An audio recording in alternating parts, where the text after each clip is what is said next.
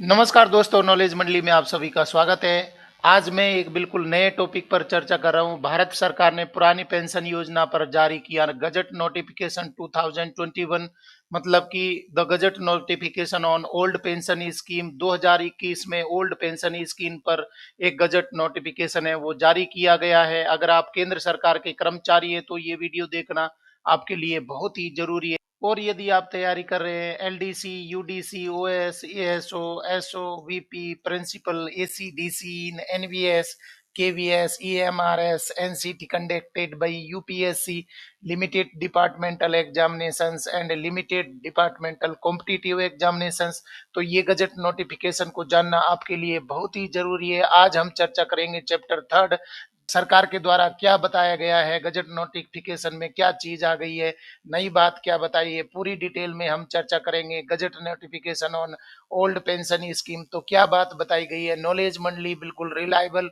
और authentic content आपके लिए लेकर के आ रहा है, तो देख लेते हैं चैप्टर थर्ड में।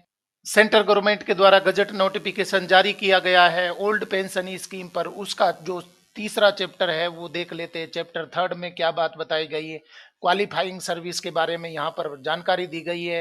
ओल्ड पेंशन स्कीम के लिए क्वालिफाइंग सर्विस है वो क्या होनी चाहिए, तो देख लेते हैं। Point number 11, commencement of qualifying service, मतलब कि क्वालिफाइंग सर्विस क्या होनी चाहिए। ओपीएस के लिए क्वालिफाइंग सर्विस है वो क्या होनी चाहिए, पूरा डिटेल में गजट नोटिफिकेशन में यहाँ बताया गया है। Subject to the provisions of these rules, qualifying service of a government servant shall commence from the date he takes charge of the post to which he is first appointed, either substantively or in an officiating or temporary capacity। मतलब कि जो date शुरू होगी qualifying service की वो कहाँ से शुरू होगी। फर्स्ट अपॉइंटमेंट हुआ है या तो आपने सब्सटेंटिवली या ऑफिशिएटिंग या टेम्परेरी कैपेसिटीज में आपने सर्विस शुरू करी है, तो पहली जो डेट होगी वो वहां से आपकी क्वालिफाइंग सर्विस है वो शुरू हो जाएगी। प्रोवाइडेड दैट ऑफिशिएटिंग और temporary service is followed without interruption by substantive appointment in the same or another service और पोस्ट। यहाँ ये बात बताई गई है, अगर आपका रेगुलर अपॉइंटमेंट होता है तो जो पहली जो डेट होती है उसी को आप क्वालिफाइंग सर्विस का फर्स्ट डेट काउंट कर सकते हैं। परंतु आपने सब्सटेंटिवली या टेम्परेरी ऑफिशिएटिंग पोस्ट ली है तो यहाँ पर सर्विस में कोई इंटरप्शन नहीं होना चाहिए, रेगुलराइज हो जानी चाहिए। वो अपॉइंटमेंट है आपका रेगुलर हो जाना चाहिए, सब्सटेंटिव अपॉइंटमेंट हो जाना चाहिए। तो उस डेट को भी जब सब्सटेंटिव या ऑफिशिएटिंग या टेम्परेरी कैपेसिटी में पोस्ट अडॉप्ट की थी, पोस्ट ज्वाइन करी थी, तो उसको पहला दिन मान लिया जाएगा। Next, provided further that service rendered before attaining the age of 18 years shall not count except in the cases of counting of military service for civil pension under Rule 20। तो ये बात बहुत अच्छी बताई गई है। यहाँ पर ये बात बताई गई है कि 18 साल से पहले अगर आपने सर्विस ज्वाइन कर ली है तो वो सर्विस में काउंट नहीं होगी, क्योंकि यहाँ पर बहुत क्लियर बताया गया है कि 18 साल से पहले अगर आपने, वैसे तो 18 साल से पहले सर्विस ज्वाइन होती ही नहीं है, परंतु पुराने कोई प्रोविजन में 18 साल से पहले सर्विस ज्वाइन कर ली है तो क्वालिफाइंग सर्विस में काउंट नहीं की जाएगी। और यहाँ पर एक्सेप्शन दिया गया है, मिलिट्री सर्विस में जाते हैं क्योंकि वहां पर मिलिट्री सर्विस में 18 साल से पहले ज्वाइन किया जा सकता है तो उसको तो काउंट किया जाएगा। परंतु यहाँ पर 18 साल से पहले अगर आपने सर्विस ज्वाइन कर ली है वो क्वालिफाइंग सर्विस में काउंट नहीं होगी। और ये बात बताई गई है कौन से रूल में, रूल 20 में। आगे देख लेते हैं क्या बात बताई गई है, आगे का पॉइंट क्या हो जाएगा। Conditions subject to which service qualifying, मतलब कि क्वालिफाइंग सर्विस के लिए कौन कौन सी कंडीशन है ये पॉइंट देख लेते हैं। The service of a government servant shell not qualify unless his duties and play are regulated by the government or under conditions determined by the government। मतलब कि क्वालिफाइंग सर्विस के लिए कौन सी कंडीशन है, जब तक गवर्नमेंट उनकी ड्यूटी को रेगुलेटेड नहीं करते या ऑब्जर्व नहीं करते हैं या गवर्नमेंट के लिए जो रेगुलराइजेशन है उसके अनुसार ड्यूटी करते हैं, तो वही क्वालिफाइंग सर्विस में काम आती है। और सर्विस है वो डिटरमाइन की गई है, सरकार ने निर्धारित की है, तो उसको ही यहाँ पर क्वालिफाइंग सर्विस के लिए कंडीशन माना जाएगा।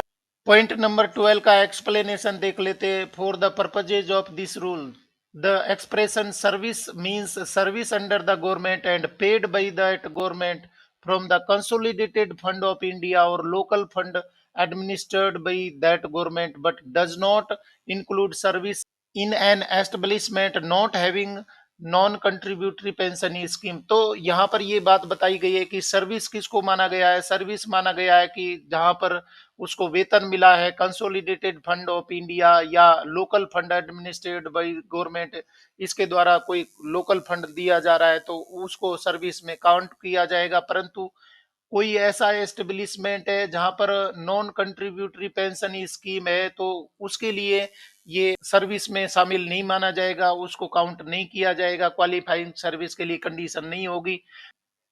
Next point 13, service in state governments, मतलब कि स्टेट गवर्नमेंट में उसने सर्विस की है तो उसको क्वालिफाइंग सर्विस में काउंट किया जाएगा या नहीं किया जाएगा। पहला पॉइंट देख लेते हैं इसका।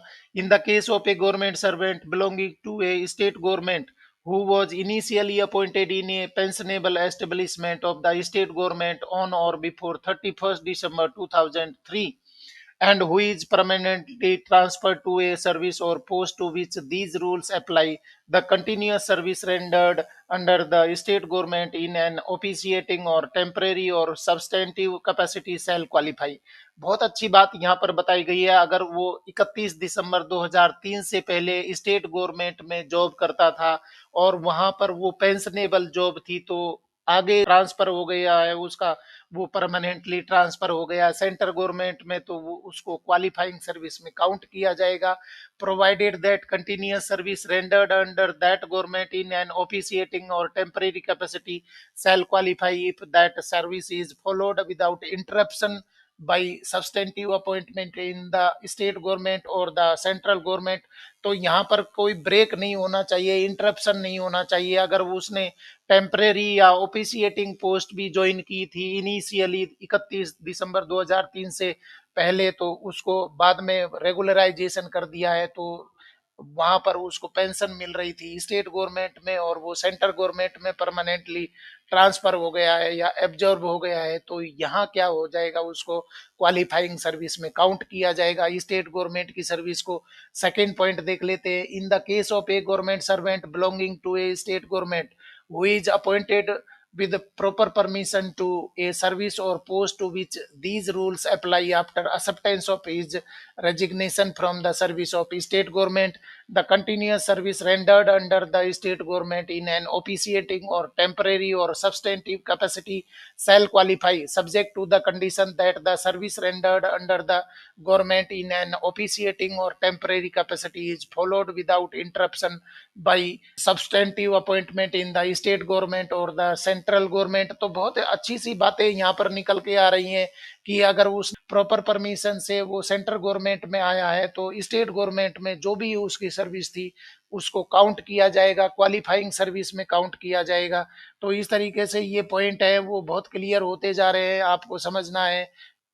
पॉइंट नंबर 13 का एक्सप्लेनेशन देख लेते हैं। A government servant shall be deemed to have been appointed in the government with proper permission if he had applied for the service or post in the government with previous permission of the state government and the order of the state government clearly indicates that the employee is resigning to join the post in the government with proper permission of the state government।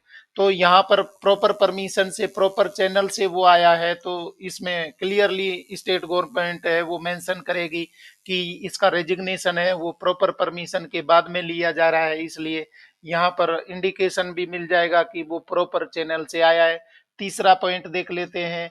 The liability for pension and gratuity in cases covered under sub rule first and सब rule second shall be borne by the central government and no recovery of proportionate pension shall be made from the state government। तो जो भी liability बनेगी state government में वो job करके आया था, अभी लाइबिलिटी है वो सेंटर गवर्नमेंट की हो गई है तो कोई भी रिकवरी उससे नहीं की जाएगी। स्टेट गवर्नमेंट में जो सर्विस दी गई थी उससे कोई पेंशन के लिए रिकवरी नहीं की जाएगी।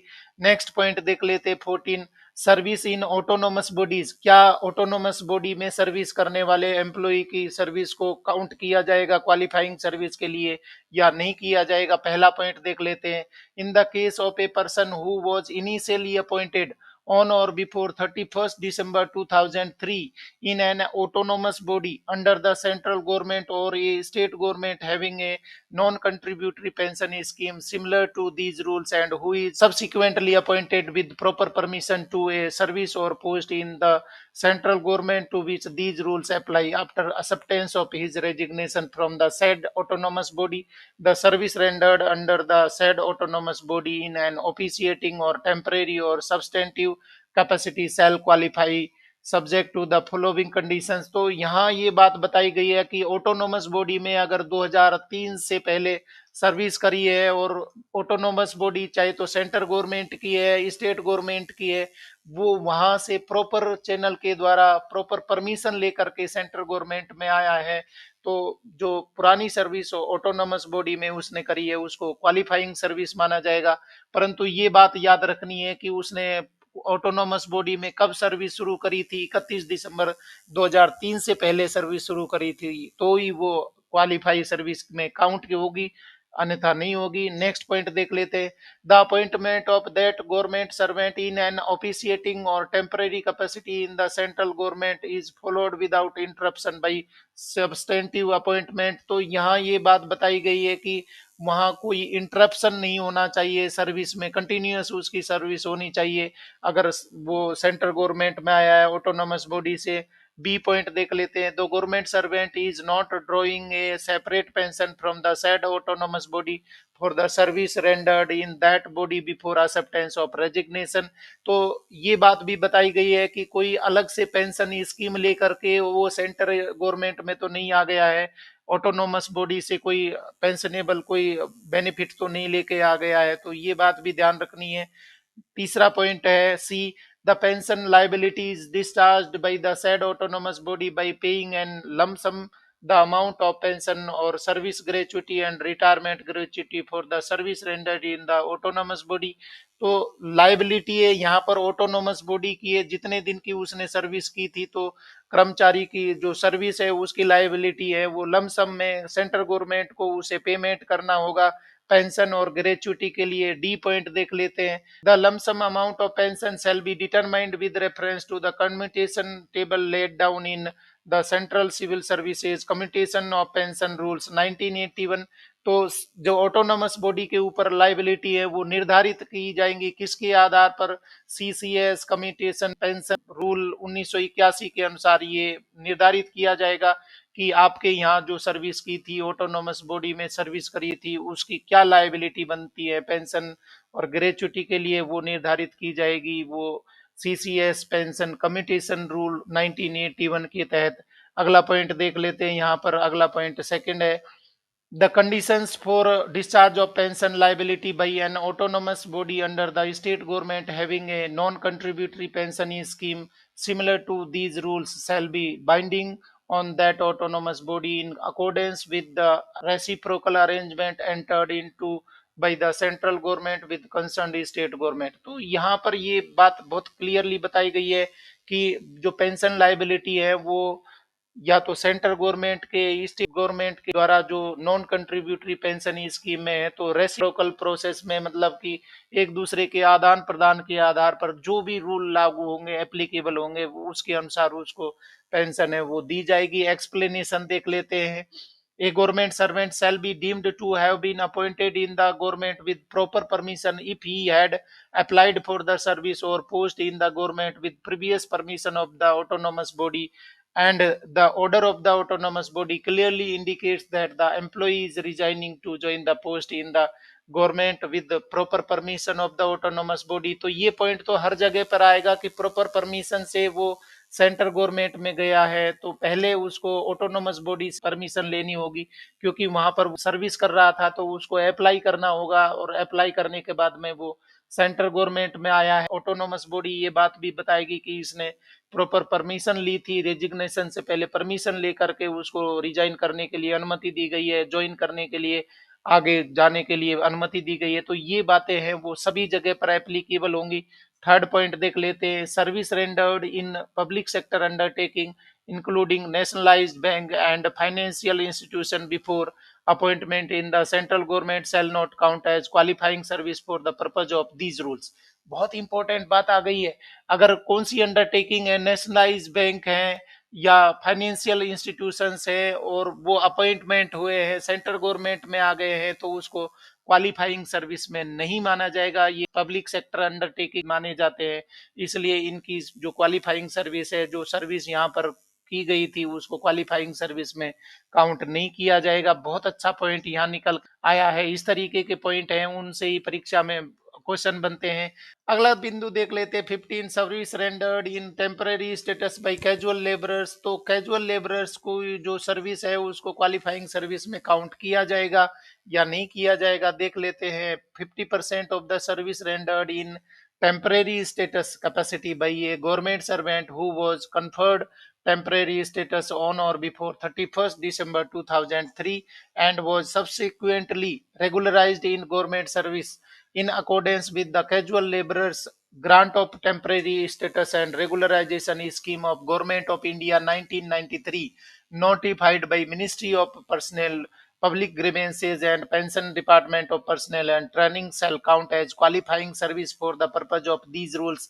तो रूल नंबर 15 है, बहुत अच्छा आ गया है। यहाँ गजट नोटिफिकेशन में ये बात बताई गई है कि कैजुअल लेबरर्स है और उनकी 50% सर्विस है उसको काउंट किया जाएगा, क्योंकि ये जो कैजुअल लेबरर्स हैं उनको टेम्पररी स्टेटस है प्रोवाइड कर दिया गया, जो कि ज्वाइन हुए 31 दिसंबर 2003 से पहले ज्वाइन हुए थे और कैजुअल लेबरर थे, और उनको बाद में क्या कर दिया गया था, टेम्पररी स्टेटस प्रोवाइड कर दिया। तो ये टेम्पररी स्टेटस है वो किसके द्वारा किया गया है, ये बात बताई गई है। Casual labourers grant of temporary status and regularisation scheme of government of India 1993 के तहत ये नोटिफाई हो गया है कि उनको टेम्पररी स्टेटस में शामिल कर लिया गया है। तो उनकी 50% सर्विस जो कैजुअल लेबरर के रूप में दी गई थी उसको काउंट कर लिया जाएगा, किसके लिए, क्वालिफाइंग सर्विस के लिए। गजट नोटिफिकेशन का नेक्स्ट पॉइंट देख लेते हैं। Counting of service on probation, service on probation against A post if followed by confirmation in the same or another post shell qualify. तो प्रोबेशन पीरियड है उसको भी क्वालिफाइंग सर्विस में count किया जाएगा, क्योंकि वहां पर वो क्या हो गया है, कंफर्मेशन होना चाहिए या तो सेम पोस्ट के लिए या दूसरी पोस्ट के लिए। तो प्रोबेशन पीरियड है उसको भी क्वालिफाइंग सर्विस में काउंट किया जाएगा। नेक्स्ट पॉइंट है counting of service as apprentice. तो अप्रेंटिस को क्वालिफाइंग सर्विस के लिए काउंट किया जाएगा पेंशन के मामले में। Service as an apprentice shall not qualify except in the case of subordinate account service apprentice in the Indian Audit and Accounts Department or the Defense Accounts Department। तो यहाँ पर बहुत अच्छी बातें निकल के आ रही हैं कि जो अप्रेंटिस है उनके लिए क्वालिफाइंग नहीं मानी जाएगी, जो भी क्वालिफाइंग सर्विस रहेगी अप्रेंटिस के रूप में उसको नहीं माना जाएगा। परंतु यहाँ पर भी एक्सेप्शन है, अगर SAS में अप्रेंटिस है तो उसको काउंट किया जाएगा, जिसमें कि Indian audit and accounts department है या डिफेंस अकाउंट डिपार्टमेंट है, उनमें SAS के रूप में काम किया है तो वो क्वालिफाइंग सर्विस में काउंट होगा।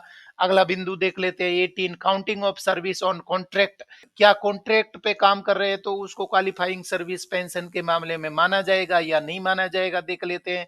A person first who was initially engaged by the government on a contract for a specified period and was subsequently appointed on or before 31st December 2003 to the same or another post in a temporary, officiating, or substantive capacity in an establishment to which these rules apply without interruption of duty। तो इसको भी माना जाएगा contract के लिए। पहले वो 31 दिसंबर 2003 से पहले कॉन्ट्रैक्ट पे था, परंतु ये कॉन्ट्रैक्ट है या ऑफिशिएटिंग या सब्सटेंसिव कैपेसिटी है उसको बिना इंटरप्शन के ड्यूटी को रेगुलराइज कर दिया गया, तो इसको क्वालिफाइंग सर्विस में काउंट किया जाएगा। सेकंड पॉइंट देख लेते हैं। Who in accordance with the option exercised under the central civil services pension rules 1972 refunded to the government contribution in the contributory provident fund with interest therein thereon including any other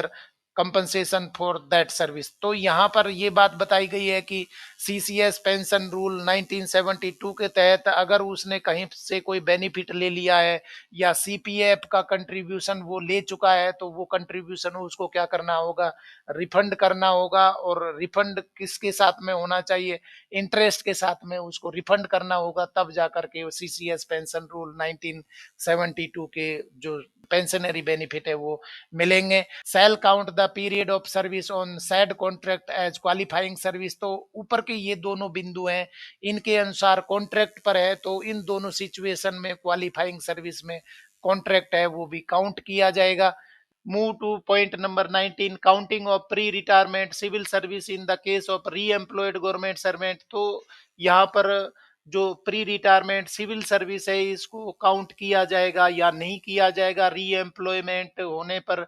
point number 1 देख लेते हैं, a government servant who having retired on compensation pension or invalid pension or compensation gratuity or invalid gratuity was re-employed and appointed on or before 31st December 2003 to a service or post to which these rules apply, and who on such re-employment or appointment in accordance with an option exercise under the Central Civil Services Pension Rules 1972 ceased to draw his pension and refunded और agreed to refund.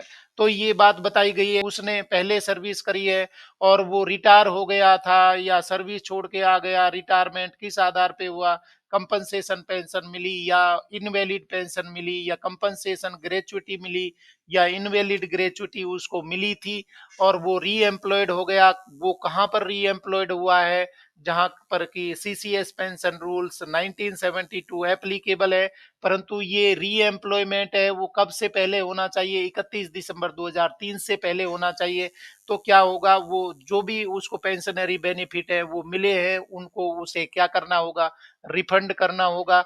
Point देख लेते, पहला, the pension already drawn, जो भी उसने पहले draw कर ली है उसको रिफंड करना होगा। Second, the value received from the commutation of a part of pension and, जो भी उसने कम्युटेशन पार्ट किया लिया था उसको भी उसको रिफंड करना होगा। थर्ड है the amount of retirement gratuity including service gratuity if any. तो जो भी रिटायरमेंट ग्रेचुटी या सर्विस ग्रेचुटी उसको मिली थी उसे वो रिफंड करना होगा उसको प्री रिटायरमेंट में, और री एम्प्लॉयड होने के बाद में उसको बाद में फायदे मिलेंगे। तो इन सभी कंडीशंस में अगर वो ऑलरेडी जो पेंशन उसने ड्रॉ कर लिए उसको रिफंड कर देता है, कम्यूटेशन पोर्शन को रिफंड कर देता है और सर्विस ग्रेचुटी या रिटायरमेंट ग्रेचुटी लिए उनको रिफंड कर देता है, तो क्या हो जाएगा, shall count the former service as qualifying service. तो जो पहले सर्विस करी थी, पूर्व में जो सर्विस करी थी उसको क्वालिफाइंग सर्विस में काउंट कर लिया जाएगा री एम्प्लॉयमेंट वाली सर्विस के लिए। सेकेंड पॉइंट देख लेते हैं, in accordance with the central civil services pension rules 1972 for counting past service under the relevant rule. तो इसके लिए क्या बात बताई गई, पहला पॉइंट है, the pension drawn prior to the date of reemployment was not required to be refunded. तो अगर पहले जो कंडीशंस है, अगर वो रिटायर हुआ है सीसीएस पेंशन रूल 1972 के तहत रिटायर हुआ है, तो पहले जो पेंशन उसको मिली थी उसको वापस देने की जरूरत नहीं है, उसको री एम्प्लॉयमेंट होने के बाद में रिफंड करने की जरूरत है नहीं है। सेकंड है, the element of pension which was ignored for fixation of his pay including the element of pension which was not taken into account for fixation of pay was to be refunded by the government servant. तो जो भी element उसका पे fixation में शामिल किया गया है उसको तो ले लेंगे, और जो शामिल नहीं किया गया है उसको उसे क्या करना होगा, रिफंड करना होगा। थर्ड पॉइंट देख लेते, the element of pension equivalent of gratuity including the element of committed part of pension if any which was taken into account for fixation of his pay was to be set off against the amount of retirement gratuity and the committed value of pension and the balance if any was to be refunded. तो जो भी उसके लिए पे fixation के लिए pension या gratuity को काउंट किया जाता है, जो एलिमेंट शामिल किया जाता है उसको छोड़ करके जापी जो बाकी बचा हुआ एलिमेंट है पेंशन का या ग्रेचुटी का उसको क्या करना होगा, रिफंड करना होगा। Next point 3, a government servant who opted for counting of his former service was required to refund the gratuity received in respect of his earlier service in monthly installment not exceeding 36 in number, the first installment beginning from the month following the month in which he exercised the option. In such case, the right to count previous service as qualifying service shall not revive unless the whole amount has been refunded. तो यहाँ ये बात बताई गई है कि earlier जो service है उसमें उसने बेनिफिट ले लिए हैं तो उसको क्या करना पड़ेगा, ग्रेच्युटी है वो जमा कर देनी होगी। ग्रेच्युटी एक साथ में नहीं जमा करते हैं तो गवर्नमेंट ने सुविधा दी है कि 36 मंथ्स में जितनी भी ग्रेच्युटी है उसको रिफंड करना होगा, ब्याज सहित रिफंड करना होगा और वो 36 मंथ में रिफंड हो जाएंगे। और जब तक ये रिफंड नहीं हो जाता है उसको क्वालिफाइंग सर्विस नहीं माना जाएगा। फोर्थ पॉइंट देख लेते हैं, in the case of a government servant who having elected to refund the gratuity dies before the entire amount is refunded, the amount of unrefunded gratuity shall be adjusted against the death gratuity which may become payable to his family। तो अगर ये बात बताई है कि उसने refund करने के लिए ऑप्शन दे दिया था कि मुझे वापस कर देनी है, जो भी रिटायरमेंट ग्रेच्युटी या जो बेनिफिट है वो वापस करने हैं, और वो रिफंड कर रहा था, इसी पीरियड में डेथ हो गई है तो उसको बाद में रिफंड करने की जरूरत नहीं होगी। जो भी बाकी बची हुई अमाउंट है उसको डेथ ग्रेच्युटी में एडजस्ट करके फैमिली को पे कर दिया जाएगा। नेक्स्ट पॉइंट पांचवा, in the case of a government servant who opted to continue to draw the pension और retain the gratuity sanctioned for his earlier service and in whose case his former service was not to be counted as qualifying service, the pension or gratuity admissible for his subsequent service is subject to the limitation that service gratuity or the capital value of the pension and retirement gratuity, if any, shall not be greater than the difference between the value of pension and retirement gratuity, if any, that would be admissible at the time of government servants final retirement if the two periods of service were combined and the value of retirement benefits already granted to him for the previous service। तो यहाँ ये बात बताई गई है कि कोई कर्मचारी है वो पहले जो उसको फायदे मिल गए उनको रिफंड नहीं करना चाहता, वो बोलता है कि मुझे पहली सर्विस से जो बेनिफिट मिले उनको भी रखना चाहता हूँ, री एम्प्लॉयमेंट के बाद में अलग से फायदे लेना चाहता हूँ। तो इसमें ये बात बताई गई है कि जो पहली सर्विस है उससे जो ग्रेच्युटी या पेंशन मिल रही है उसको क्लब करना होगा, दोनों को एक साथ में कंपाइल करके, और उसकी लिमिट देखी जाएगी क्या वो इसके लिए एलिजिबल है या नहीं है और वो एक्सीड तो नहीं कर रही है अमाउंट मात्रा है। तो ये सारी चीजें बताई गई है। यहाँ पर एक्सप्लेनेशन देख लेते हैं। The capital value of pension shall be calculated in accordance with the table prescribed by the president under the Central Civil Services Commutation of Pension Rules 1981 applicable at the time of the second और final retirement. तो जो भी retirement होगा उसमें ऐसा नहीं है कि कम्यूटेशन वैल्यू है या ग्रेचुटी है पेंशन है वो ज्यादा हो जाए, डबल फायदे हो जाए। यहाँ पर कोई भी मायने में सरकार को लॉस नहीं होने चाहिए। Point number 20, counting of military service rendered before civil employment. तो ये आप चर्चा कर रहे हैं यहाँ पर क्वालिफाइंग सर्विस ओपीएस के लिए कौन कौन सी होंगी। तो यहाँ सारी चीजें हैं, पॉइंट वाइज डिस्कस की जा रही है। इस तरीके के पॉइंट है वो परीक्षा में पूछे जाते हैं। क्या मिलिट्री सर्विस में जो सर्विस करी है और बाद में वो सिविल एम्प्लॉयमेंट में आ गया है तो क्या मिलिट्री सर्विस की जो सर्विस है उसको क्वालिफाइंग सर्विस में काउंट किया जाएगा या नहीं किया जाएगा।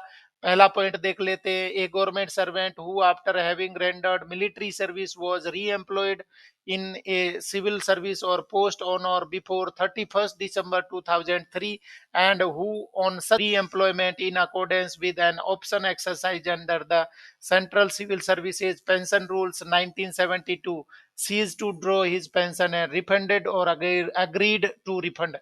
तो ये बात बताई गई है कि उसको 31 दिसंबर 2003 से पहले उसने री एम्प्लॉयमेंट हो गया है, परंतु अगर वो पेंशन लेके रिटायर हुआ है तो वो उसकी जो पहली जो सर्विस की पेंशन और बेनिफिट्स हैं वो सीज हो जाएंगे।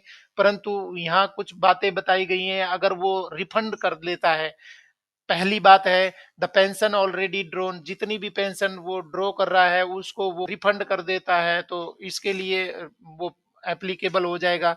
Second, the value received for the commutation of a part of military से पेंशन, तो अब जो वैल्यू कम्यूटेशन में ली थी, उसने मिलिट्री सर्विस की पेंशन की कम्यूटेशन ली थी, तो उसको उसे वापस कर देना होगा, रिफंड कर देना होगा। तीसरा point, the amount of retirement gratuity including service gratuity if any shall count previous military service as qualifying service, तो यहाँ पर बताई गई है। इससे पहले भी सेम सिचुएशन आ गई थी कि अगर उसको पेंशन बेनिफिट या कम्यूटेशन या ग्रेचुटी मिल गई है, तो उसको रिफंड करके, और जब से उसने मिलिट्री सर्विस शुरू करी थी और सेकंड रिव्यू एम्प्लॉयमेंट हुआ है, उसकी टोटल सर्विस को काउंट कर लिया जाएगा क्वालिफाइंग सर्विस के रूप में। परंतु ऐसा नहीं होगा कि उसने बेनिफिट ले लिए हैं और वो आगे जा करके दूसरे बेनिफिट ले रहा है, तो एक्सीड नहीं होना चाहिए वहां पर लिमिट से।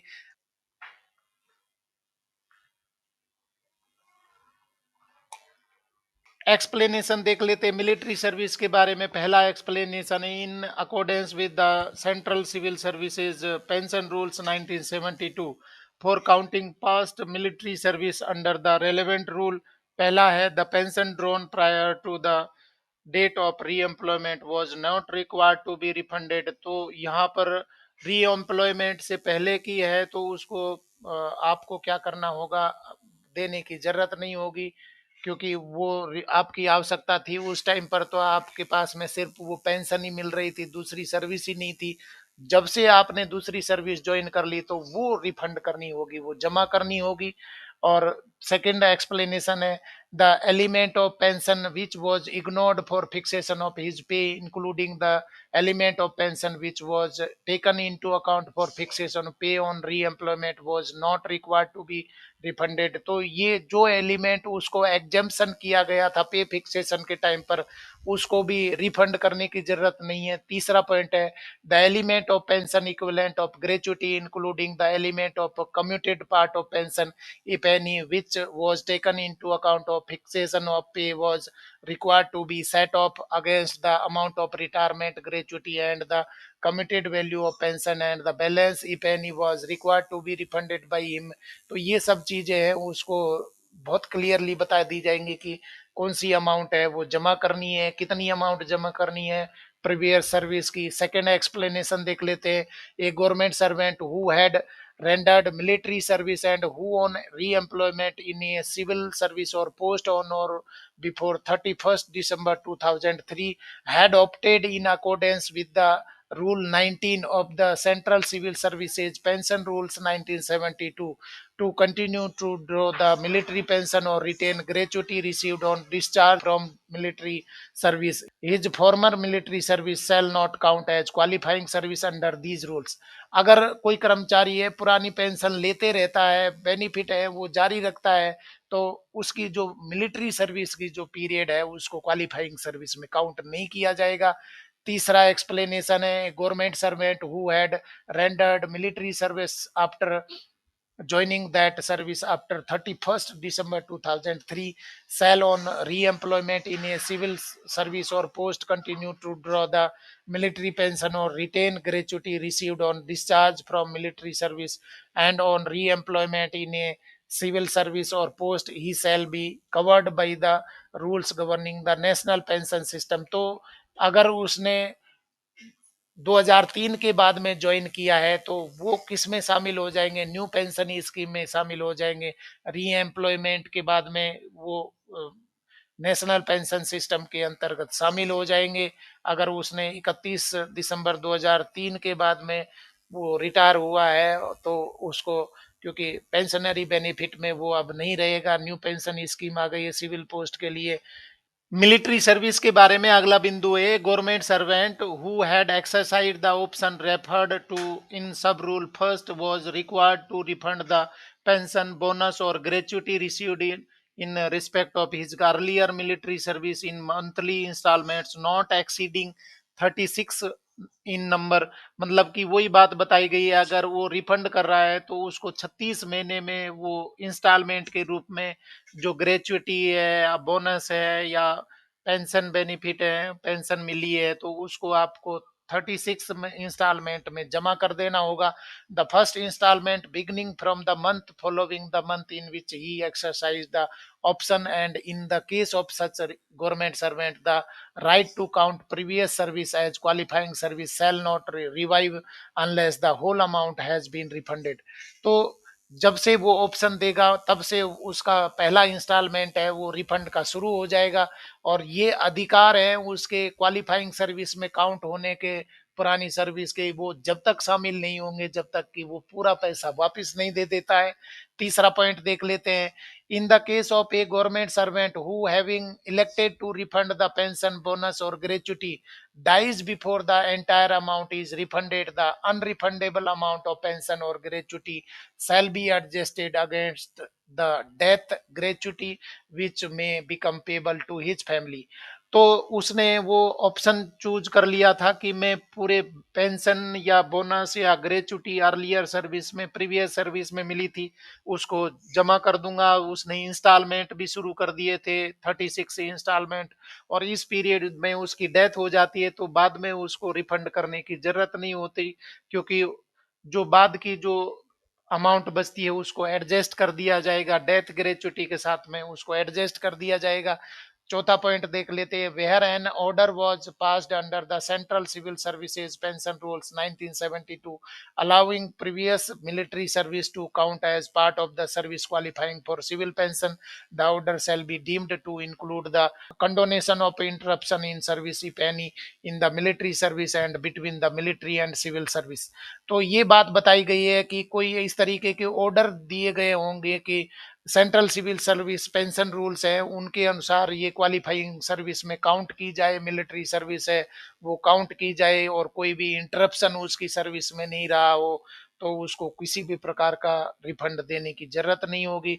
नेक्स्ट है the pension and gratuity for the service rendered after reemployment in civil service और post shall not be subject to any limitation with reference to the pension and gratuity drawn by the government servant in respect of the military service. तो यहाँ कोई भी limitation है वो नहीं रखी गई है। पहले वाले में लिमिटेशन रखी गई थी कि पेंशन है वो दोनों पेंशन है वो मिला करके एक लिमिट के ज्यादा नहीं होनी चाहिए, ग्रेचुटी नहीं होनी चाहिए, परंतु मिलिट्री सर्विस के मामले में कोई लिमिटेशन इसमें नहीं रखी गई है।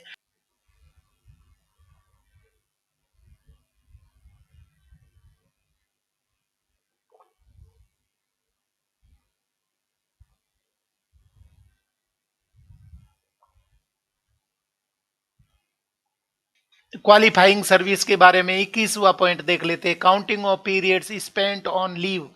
तो क्या इसको लीव पीरियड है इसको क्वालिफाइंग सर्विस में काउंट किया जाएगा या नहीं किया जाएगा, बहुत ही इंपॉर्टेंट पॉइंट है। All leave during service for which leave salary is payable and all extraordinary leave granted on medical certificate shall count as qualifying service. बहुत ही इंपॉर्टेंट बात निकल के आ गई है कि जितनी भी लीव सैलरी के साथ में लीव ली गई थी, क्योंकि आपको लीव सैलरी उस पीरियड की मिल रही थी, तो जितने पीरियड की भी लीव है जहां पर लीव सैलरी मिल रही थी और साथ में एक्स्ट्रा ऑर्डिनरी लीव ईओएल थी, अगर आपने मेडिकल ग्राउंड पे ली है तो ये सारी लीव हैं वो किस में काउंट कर ली जाएंगी, क्वालिफाइंग सर्विस में काउंट कर ली जाएंगी आपके पेंशन के लिए। provided that in the case of extraordinary leave other than extraordinary leave granted on medical certificate, the appointing authority may at the time of granting such leave allow the period of that leave to count as qualifying service if such leave is granted to a government servant। तो medical ground पे तो यहाँ बता दिया है कि medical ground पे अगर ईओएल ली है तो वो क्वालिफाइंग सर्विस में काउंट की जाएंगे, परंतु दूसरे प्रकार की ईओएल है जिसमें मेडिकल सर्टिफिकेट नहीं दिया गया है उनको भी अपॉइंटिंग अथॉरिटी है वो क्वालिफाइंग सर्विस में काउंट कर सकता है, परंतु इसका ऑर्डर देना होगा। कौन कौन सी सिचुएशन में अपॉइंटिंग अथॉरिटी है ईओएल को विदाउट मेडिकल सर्टिफिकेट में भी क्वालिफाइंग सर्विस में काउंट कर सकता है। पहला है due to his inavailability to join or rejoin duty on account of civil commotion, or second, for prosecuting higher scientific and technical studies। तो इन स्थितियों में भी उसको ईओएल की कंडीशन में क्वालिफाइंग सर्विस में काउंट किया जाएगा। इसका एक्सप्लेनेशन देख लेते हैं। In the case of extraordinary leave other than extraordinary leave granted on medical certificate and extraordinary leave allowed to be counted as qualifying service under proviso to this rule, at the time of grant of such leave, a definite entry shall be made in the service book of the government servant to the effect that the period of extraordinary leave shall not be treated as qualifying service, and such an entry in the service book, if not made at the time of grant of extraordinary leave, can be made subsequently but not later than 6 months before the date of retirement of the government servant on superannuation, if no such entry is made in the service book, the period of extraordinary leave shall be treated as qualifying service। बहुत ही अच्छी बात बताई गई है explanation में कि medical ground पे ली गई है तो क्वालिफाइंग सर्विस माना जाएगा। साथ में ये 2 पॉइंट में भी क्वालिफाइंग सर्विस में, क्योंकि सिविल कमोशन हो गया था या साइंटिफिक या टेक्निकल स्टडीज के लिए वो एक्स्ट्रा ऑर्डिनरी लीव लेके गया था, तो उनमें तो क्वालिफाइंग सर्विस मान रहे थे। परंतु दूसरी कोई भी सिचुएशन में एक्स्ट्रा ऑर्डिनरी लीव लेके आता है तो उसको कर्मचारी के सर्विस बुक में एंट्री कर देनी होगी, और एंट्री करनी है उसमें ये लिखना होगा कि ये क्वालिफाइंग सर्विस में काउंट नहीं की जाएगी, ये एंट्री कर देनी होगी। और ये एंट्री है वो 6 महीने पहले कर देनी होगी, कर्मचारी के रिटायरमेंट होने से पहले कर देनी चाहिए। और वो एक्स्ट्रा ऑर्डिनरी लीव गया था उसके 6 महीने के अंदर कर देनी है, या नहीं कर पाया है तो 6 महीने के पहले उसको एंट्री कर देनी होगी। अगर इस तरीके की एंट्री नहीं होती है तो उसको क्वालिफाइंग सर्विस में माना जाएगा, उसको काउंट कर लिया जाएगा सर्विस को ईओएल के रूप में। यहाँ क्वालिफाइंग सर्विस उसको मान लिया जाएगा। तो ये सब बातें हैं, बहुत अच्छी बात यहाँ पर बता रखी हैं। Point number 22, counting of period spent on training. तो क्या ट्रेनिंग का पीरियड है उसको क्वालिफाइंग सर्विस माना जाएगा या नहीं माना जाएगा? आपकी परीक्षा में इससे संबंधित बहुत सारे क्वेश्चंस हैं। इसी तरीके के पेंशन रूल्स पर क्वेश्चन बन जाते हैं, कौन कौन से पीरियड को काउंट किया जाता है, कौन से पीरियड को नहीं काउंट किया जाता है। तो मैं बिल्कुल डिटेल में आपको बता रहा हूँ। सबसे पहला पॉइंट देख लेते हैं। In the case of a government servant who was required to undergo a departmental training before regular appointment to a group C, and was in receipt of pay in a scale of pay or a stipend or nominal allowance during such a training, the period of such training shall count as qualifying service। तो यहाँ पर ये बताया गया है कि duty join करने से पहले उसको ट्रेनिंग पर भेज दिया गया है, और वो ट्रेनिंग पीरियड है, इंडक्शन कोर्स है, उसको क्या है क्वालिफाइंग सर्विस में काउंट किया जाएगा, क्योंकि यहाँ पर उसको या तो रेगुलर पे मिल रही है, या स्टाइपेंड मिल रहा है, या नॉमिनल अलाउंस है वो मिल रहे हैं, और उसको क्वालिफाइंग सर्विस में काउंट किया जाएगा। सेकंड पॉइंट देख लेते हैं। In cases not covered under sub rule first, the government में by order decided whether the time is spent by a government servant under training immediately before appointment to service under the government shall be counted as qualifying service।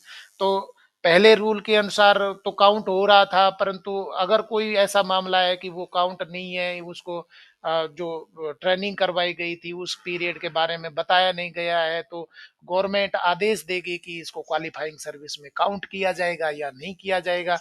तीसरा point देख लेते हैं। Whether time spent by a government servant under training immediately before appointment to service under that government is counted as qualifying service. Interruption due to the training and regular appointment being at different stations not exceeding the joining time permissible under the rules of transfer shall be counted as qualifying service. तो यहाँ पर interruption हो गया क्योंकि वो training के लिए कहीं बाहर गया, उसके बाद में वो ज्वाइन करने जाएगा, तो जो बीच का पीरियड है उसको भी क्वालिफाइंग पीरियड में माना जाएगा, क्वालिफाइंग सर्विस में मान लिया जाएगा। तो ये बहुत अच्छी बातें हैं। इसी तरीके के पॉइंट है वो परीक्षा में पूछे जाते हैं, इसलिए डिटेल में यहाँ पर हम चर्चा कर रहे हैं, और आपको ध्यान से देखने हैं कि जो ट्रेनिंग पीरियड है वो उसको क्वालिफाइंग सर्विस में काउंट किया जाएगा या नहीं किया जाएगा।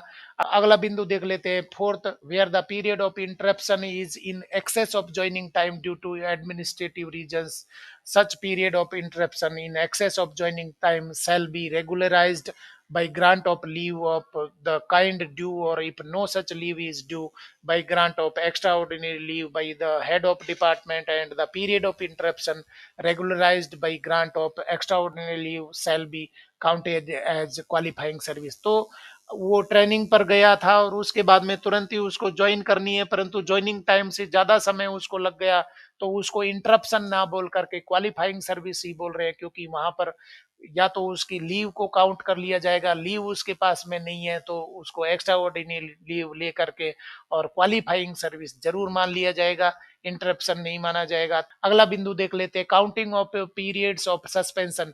ये बहुत इंपॉर्टेंट है, आप इसको इंपॉर्टेंट बोल सकते हैं। क्या सस्पेंशन पीरियड है उसको क्वालिफाइंग सर्विस में काउंट किया जाएगा या नहीं किया जाएगा? पहला पॉइंट देख लेते हैं, time passed by a government servant under suspension pending inquiry into conduct shall be counted as qualifying service where on conclusion of such inquiry he has been fully exonerated or only a minor penalty is imposed and the suspension is held to be wholly unjustified। बहुत ही important बात बताई गई है कि अगर आपका suspension हुआ है और सस्पेंशन पीरियड है, उसमें इंक्वायरी हुई, इंक्वायरी के बाद में कंक्लूजन निकला कि आपको बिल्कुल आरोप मुक्त कर दिया गया है या माइनर पेनल्टी दे दी गई है, उसमें कंडीशन में क्या हो जाएगा कि जो सस्पेंशन है वो अनजस्टिफाइड हो जाएगा, होली अनजस्टिफाइड हो जाएगा।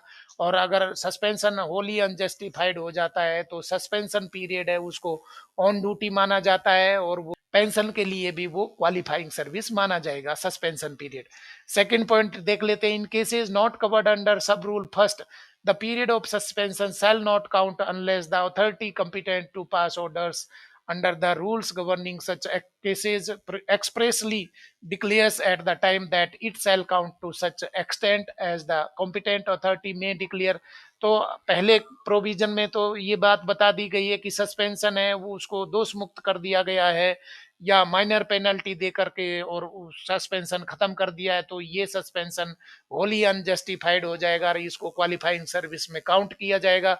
परंतु दूसरे केसेस में क्या हो जाएगा कि वहां पर ये बात नहीं हुई है, तो उसमें जो ऑर्डर दिया है कॉम्पिटेंट अथॉरिटी है क्या करेगी, सस्पेंशन पीरियड के बारे में आदेश देगी, ऑर्डर देगी कि उसको सस्पेंशन पीरियड को काउंट किया जाएगा या नहीं किया जाएगा, इसका आदेश दिया जाएगा, बहुत क्लियरली बताया है। तीसरा पॉइंट देख लेते हैं, in all cases of suspension the competent authority shall pass an order specifying the extent to which if any the period of suspension shall count as qualifying service and a definite entry shall be made in the service book of the government servant in this regard. तो जो order pass किए जाएंगे वो order हैं वो बताए जाएंगे कि उसको क्वालिफाइंग सर्विस में काउंट किया जाएगा नहीं किया जाएगा, और नहीं किया जाएगा तो सारी बातें हैं वो सर्विस बुक में उसकी एंट्री होगी, आदेश पारित किए जाएंगे कॉम्पिटेंट अथॉरिटी के द्वारा। अगला बिंदु देख लेते 24 फॉरफिटर ऑफ सर्विस ऑन डिसमिसल और रिमूवल।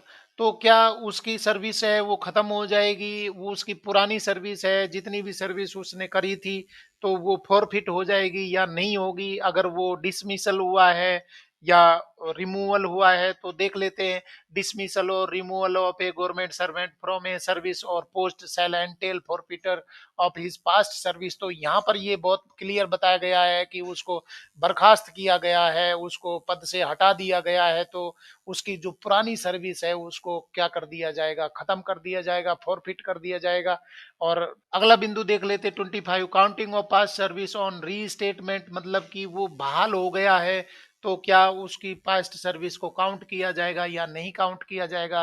देख लेते हैं, government servant who was dismissed removed और compulsorily retired from service and is subsequently reinstated on appeal or review is entitled to count his past service as qualifying service।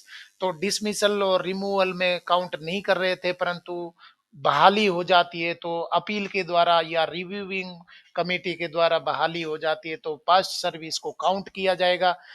Second point, the period of interruption in service between the date of dismissal, removal, or compulsory retirement, as the case may be, and the date of reinstatement, and the period of suspension, if any, shall not count as qualifying service unless regularized as duty or leave by a specific order of the authority, which was by order of restatement.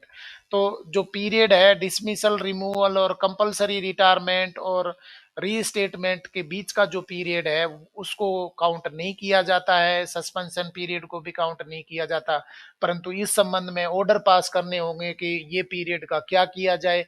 तो ये बातें हैं वो clearly बताई जाएंगी। 26वां point देख लेते हैं, forfeiture of service on resignation, resignation पर पास्ट सर्विस को काउंट करेंगे या नहीं करेंगे।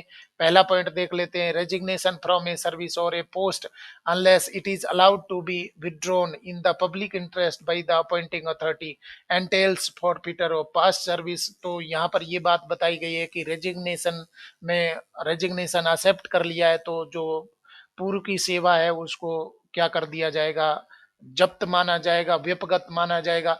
Second, a resignation shall not entail forfeiture of past service if it has been submitted to take up with proper permission another appointment whether temporary or permanent under the government where service qualifies।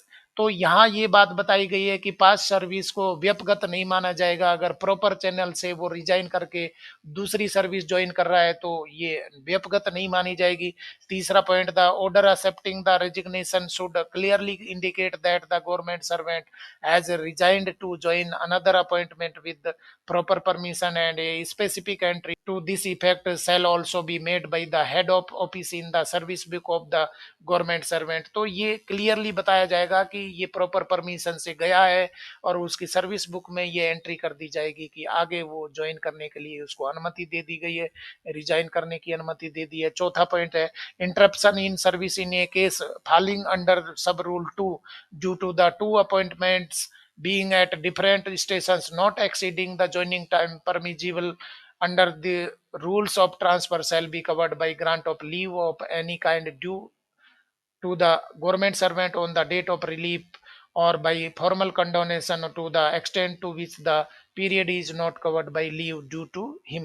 तो जो interruption हो रहा है duty join करने के लिए जो समय लग रहा है उसको ज्वाइनिंग टाइम के अलावा भी अगर समय मिल लग रहा है तो किसी भी प्रकार की जो छुट्टियां होती है उनको काउंट करके और वो इंटरप्शन पीरियड है उसको खत्म कर लिया जाएगा, क्योंकि वो प्रॉपर परमिशन के द्वारा नेक्स्ट पोस्ट पर ज्वाइन करने के जा रहा है। The appointing authority may permit a person to withdraw his resignation in the public interest on the following conditions, namely appointing authority है वो परमिशन को विड्रॉ कर सकती है, रेजिग्नेशन के बाद में उसके पद त्याग को ग्रहण नहीं करती है, मतलब पद त्याग के त्याग पत्र को एक्सेप्ट नहीं करती, स्वीकृत नहीं करती है। कौन कौन सी कंडीशन में, यहाँ पर कंडीशन तो निश्चित रूप से पब्लिक इंटरेस्ट रहेगा। तो पहला पॉइंट है that the resignation was tendered by the government servant for some compelling reasons which did not involve any reflection on his integrity, efficiency, or conduct, and the request for withdrawal of the resignation has been made as a result of a material change in the circumstances which originally compelled him to tender the resignation। Second है that during the period intervening between the date on which the resignation become effective and the date from which the request for withdrawal was made, the conduct of the person concerned was in no way improper। तो इन situation में भी third है that the period of absence from duty between the date on which the resignation become effective and the date on which the person applies for permission to withdraw the resignation is not more than 90 days। तो ये 90 दिनों से ज्यादा नहीं होना चाहिए।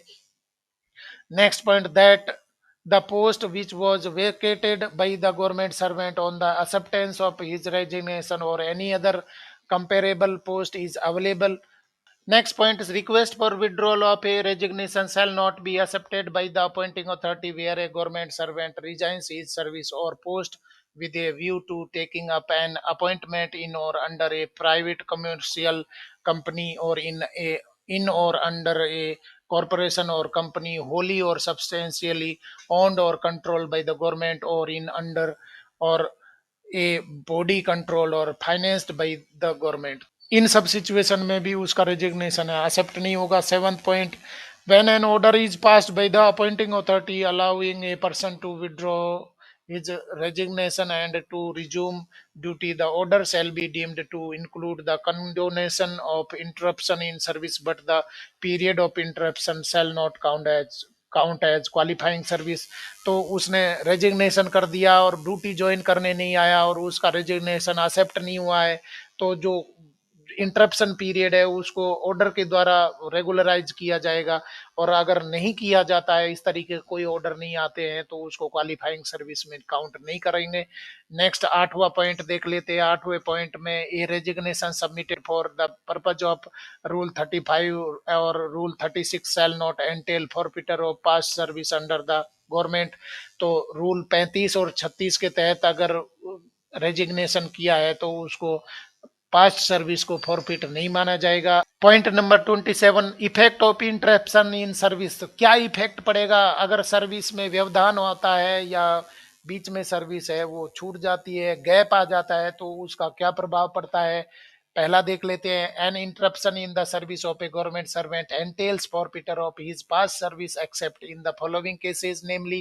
तो past service है वो व्यपगत हो जाएगी, तो ये इंटरप्शन है, सर्विस में जो व्यवधान है या ब्रेक है वो खराब रहता है।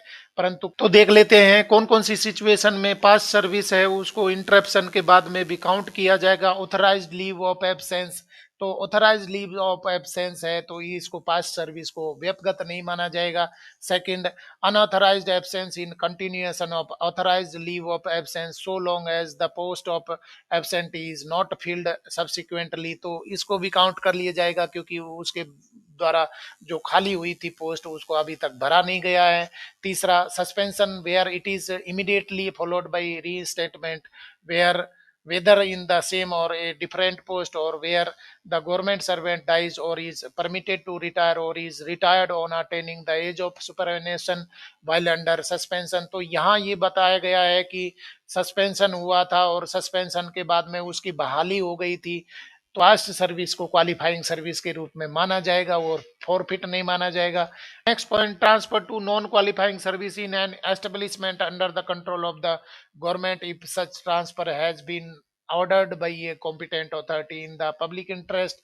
और नेक्स्ट अगला बिंदु है joining time while on transfer from one post to another. तो ये सब सिचुएशन में क्या है कि पास्ट सर्विस में इंटरप्शन हुआ था, परंतु इंटरप्शन के बाद में भी उसको पास्ट सर्विस को फॉरफिट नहीं माना जाएगा, इसको काउंट किया जाएगा क्वालिफाइंग सर्विस के मामले में। और सेकेंड पॉइंट है, not with standing anything contained in sub-rule first, the appointing authority may, by order, commute retrospectively the periods of absence without leave as extraordinary leave। अगला पॉइंट देख लेते हैं 28, condonation of interruption in service first, in the absence of a specific indication to the contrary in the service book, an interruption between two spells of service rendered by a government servant under government indicating civil service rendered and paid out of defense service estimates or railway estimates shall be treated as automatically condoned, and the pre-interruption service treated as qualifying service। Second, nothing in sub-rule first shall apply to interruption caused by resignation, dismissal, or removal from service or for participation in a strike। Third, the period of interruption referred to in sub-rule first shall not count as qualifying service। Fourth, the appointing authority may consider condonation of interruption in service and to treat the pre-interruption service as qualifying service। कि appointing authority है वो consider कर सकती है, condone कर सकती है कि इंटरप्शन को खत्म किया गया है, माफ किया गया है। पांचवा पॉइंट है, the appointing authority may take a decision not to condone interruption in service only in exceptional and grave circumstances. तो अपॉइंटिंग अथॉरिटी है वो कंडोन नहीं भी करे, माफ भी नहीं करे, तो भी ये बताया जाएगा कि वहाँ उसका कंडोनेशन नहीं होना चाहिए, वो उसके ब्रेक इन सर्विस है, क्वालिफाइंग सर्विस में नहीं माना जाएगा।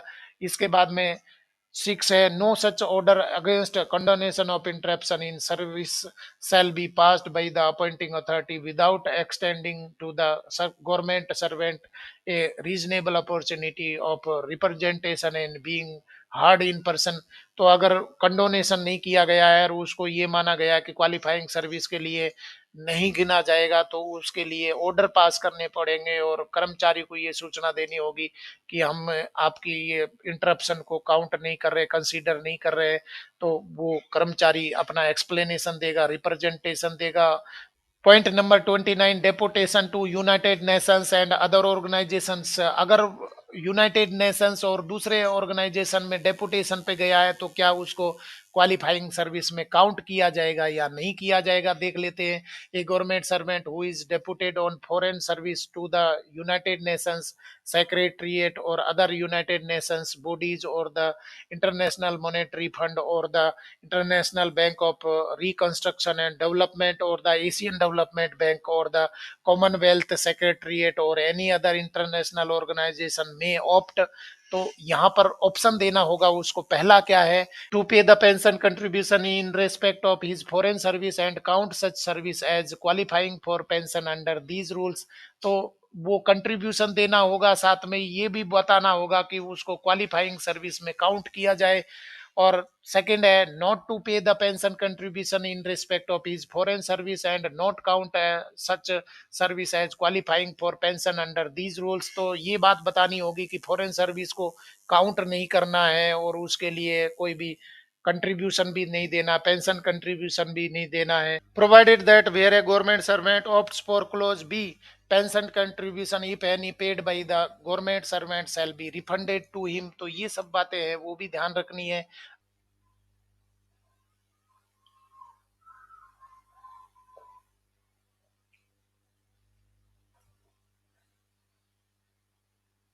और डियर फ्रेंड्स, चैप्टर थर्ड का लास्ट पॉइंट है periodic verification of qualifying service on each occasion after a government servant has completed 18 years of service and on his being left with 5 years of service before the date of superannuation, the head of office in consultation with accounts officer shall, in accordance with the rules for the time being in force, verify the service rendered by such a government servant, determined the qualifying service and communication to him in format for the period of qualifying service so determined. तो बहुत ही important है और इससे संबंधित question है, वो परीक्षा में पूछ लिया गया था कि पीरियोडिक वेरिफिकेशन होना चाहिए 18 साल की सर्विस होने पर या रिटायरमेंट के 5 साल पहले उसकी सर्विस वेरीफाई होना जरूरी है। ये क्वेश्चन आ गया था, केंद्रीय विद्यालय में पूछा गया था प्रिंसिपल एग्जाम में। और सेकेंड पॉइंट देख लेते हैं, for the purposes of verification of service the head of office shall follow the procedure provided in clause first of sub rule first of rule 57। third point, notwithstanding anything contained in sub rule first where a government servant is transferred to another department from a temporary department or on account of the closure of the department he had been previously serving or because the post he held had been declared surplus, the verification of his service may be done whenever such event occurs। Fourth point, the verification done under this rule shall be treated as final and shall not be reopened except when necessitated by a subsequent change in the rules and orders governing the conditions under which the service qualifies for pension। और fifth point है, by 31st January of each year a report shall be submitted to the secretary of the administrative ministry or department giving the details of the government servants who were required to be issued a certificate of qualifying service during the previous calendar year under sub rule first, the details of the government servants who have actually been issued by the said certificate during the said period and the reasons for not issuing the said certificate in the remaining cases। तो 31st year 31 जनवरी को हर साल एक report तैयार होगी कि उनकी service verify हुई है या नहीं हुई है। आज हमने चैप्टर थर्ड में पढ़ा ओल्ड पेंशन स्कीम के लिए क्वालिफाइंग सर्विस कौन कौन सी होती है, पूरा यहाँ पर डिटेल में सारे पॉइंट डिस्कस किए। आपकी परीक्षाओं में इससे संबंधित बहुत सारे क्वेश्चंस हैं, वो पूछ लिए जा सकते हैं, इसलिए डिटेल यहाँ पर हम चर्चा कर रहे हैं। और क्वालिफाइंग सर्विस चैप्टर है वो कंप्लीट हमारा हो गया है। गवर्नमेंट के द्वारा भारत सरकार का राजपत्र जारी किया गया था, 2021 में जारी किया गया था, जो रिलेटेड था, ओल्ड पेंशन स्कीम से रिलेटेड था। और 2 चैप्टर हम इससे पहले कर चुके हैं, जनरल पेंशन के बारे में बताया गया है, और साथ में ही आगे हम करेंगे चैप्टर 4। तो वीडियो को लास्ट तक देखने के लिए थैंक यू वेरी मच, और अगले वीडियो के लिए इंतजार करिए नॉलेज मंडली पर। तो डियर फ्रेंड्स, आज हमने ओल्ड पेंशन स्कीम पर गजट नोटिफिकेशन जो कि जारी किया गया था ministry of personnel public grievances and pension, मतलब कि सेंट्रल गवर्नमेंट के द्वारा एक गजट नोटिफिकेशन जारी किया गया था ओल्ड पेंशन स्कीम पर 2021 में।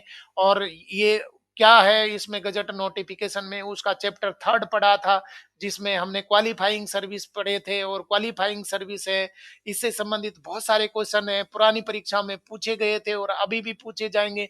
For the post of LDC, UDC, OS, ASO, SO, VP, principal, AC, DC, NVS, KVS, EMRS, NCT conducted by UPSC and limited departmental examinations, limited departmental competitive examinations. अगर आप channel पर नए हैं तो channel को subscribe करिए, क्योंकि knowledge मंडली एक ही प्लेटफॉर्म पर आपके सारे कंटेंट, जैसे कि सर्विस रूल्स है, एकेडमिक पार्ट और पेपर का जनरल पार्ट है, जिसमें Hindi, English, mathematics, reasoning, computer, GK, सारी चीजें हैं वो शामिल की जा रही है। साथ में ही जो रिसेंटली एग्जाम कंडक्ट हुए हैं उन पर भी आंसर किए हैं, वो आपको डिटेल में समझाया जा रहा है कि किस तरीके के ट्रेंड है नए क्वेश्चन पेपर के। वो ट्रेंड भी आपकी तैयारी को प्लान करने में मदद कर सकते हैं। इसलिए चैनल को सब्सक्राइब करिए। आपको अगर आज का वीडियो पसंद आया तो लाइक शेयर करें, और साथ में ही आप मुझको फेसबुक पेज पर भी फॉलो कर सकते हैं नॉलेज मंडली पर। और चैनल को सब्सक्राइब करना तो जरूरी है, क्योंकि नॉलेज मंडली is the right choice. Thank you very much.